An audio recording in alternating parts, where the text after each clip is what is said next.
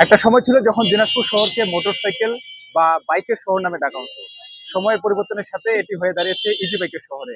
দিনাজপুরে প্রতিনিয়ত বাড়ছে এই ইজি বাইকের সংখ্যা। আমি এই মুহূর্তে দাঁড়িয়ে আছি দিনাজপুরের চারুবাবুর মোড় এলাকায়। আপনারা দেখছেন যে কি পরিমাণ দিনাজপুর শহরে ইজি বাইকের দৌরাত্ম্য রয়েছে, যার কারণে সৃষ্টি হচ্ছে তীব্র যানজটের।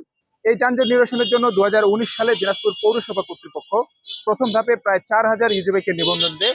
এগুলো শুধুমাত্র পৌর এলাকার মধ্যে চলাচল করতে পারার অনুমোদন দেওয়া হয়। আর বিভিন্ন ইউনিয়ন বা উপজেলা থেকে আসা ইজি বাইক গুলো শহরের প্রবেশপথ পর্যন্ত আসতে পারবে এই নির্দেশনা দেওয়া হয়। কাগজে কলমে এমনটা থাকলেও কিন্তু পরবর্তীতে এটা মেনে নেননি ইজি বাইক মালিক সমিতি এবং যারা ইজি বাইক শ্রমিক রয়েছেন তারা বা চালক রয়েছেন। পরবর্তীতে নিবন্ধনকৃত ইজি বাইকের সংখ্যা বৃদ্ধির জন্য পৌর কর্তৃপক্ষকে আবেদন জানান তারা, যদিও সেটি আমলে নেয়নি সেই পৌর কর্তৃপক্ষ। এরপর বিভিন্ন কারণে পূর্বের মতোই নিবন্ধনকৃত বা নিবন্ধন ছাড়া যেসব ইজি বাইক রয়েছে তা শহরে প্রবেশ করতে থাকে। এর কারণে কিন্তু যানজটের পরিমাণটা দিনে দিনে বৃদ্ধি পাচ্ছে। আমরা কয়েকজন সাধারণ মানুষের সাথে কথা বলেছি, যারা তারা জানিয়েছেন যে যানজটের অন্যতম কারণটা হচ্ছে এই ইজি বাইক। কখনো কখনো যাত্রীর চেয়ে ইজি বাইকের সংখ্যাটা বেশি হয়ে যায়। আগে নির্দিষ্ট একটা গন্তব্যে পৌঁছানোর জন্য তাদের যে সময় লাগতো তার থেকে এখন অনেকটাই বেশি সময় লাগে, অর্থাৎ তারা নির্ধারিত সময়ের মধ্যে সেই গন্তব্যস্থলে পৌঁছতে পারতেছেন না। এজন্য তাদেরকে আগের চেয়ে বেশি হাতে সময় নিয়ে বেরোতে হচ্ছে, এমনটা তারা জানিয়েছেন। আমরা দিনাজপুর নিরাপদ সড়কে দিনাজপুরের যারা দায়িত্বে রয়েছেন তাদের সাথেও কথা বলেছি। তারা বলছে যে যেসব দুর্ঘটনা ঘটতেছে তার অন্যতম কারণ হিসেবে কিন্তু তারা ইজি বাইককে দায়ী করছেন। তারা বলছেন এসব ইজি বাইক চালানো যারা চালান তাদের অধিকাংশই প্রশিক্ষিত নন বা তাদের ড্রাইভিং লাইসেন্সের প্রয়োজন হয় না, তাদের মৌলিক কোনো প্রশিক্ষণ থাকে না।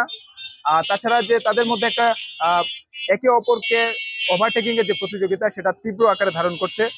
এছাড়াও যত্রতত্র ইজি বাইক পার্কিং, যাত্রী ওঠানামা, এসব কারণেই কিন্তু যানজট এবং দুর্ঘটনা ঘটতেছে। তারা কিন্তু এমনটাই মনে করছেন। তাদের পক্ষ থেকে পৌরসভার এবং জেলা প্রশাসক বরাবর কয়েক দফায় চিঠি দেওয়া হয়েছে এই সমস্যা থেকে উত্তরণের জন্য। আমি দিনাজপুর ট্রাফিক বিভাগের সাথেও কথা বলেছি, যারা যিনি দায়িত্বে রয়েছেন। তিনি বলছেন যে নিবন্ধন বাধ্যতামূলক না হওয়ায় এবং চালকদের লাইসেন্স বাধ্যতামূলক না থাকায় তারা খুব সহজেই ইজি বাইক ক্রয় করছেন এবং এই দিনাজপুর শহরে সেগুলো চলাচল করার সুযোগ পাচ্ছে। তাদের পক্ষ থেকেও কিন্তু ট্রাফিক ব্যবস্থা নিয়ন্ত্রণের জন্য খুব কষ্টকর হয়ে দাঁড়িয়েছে।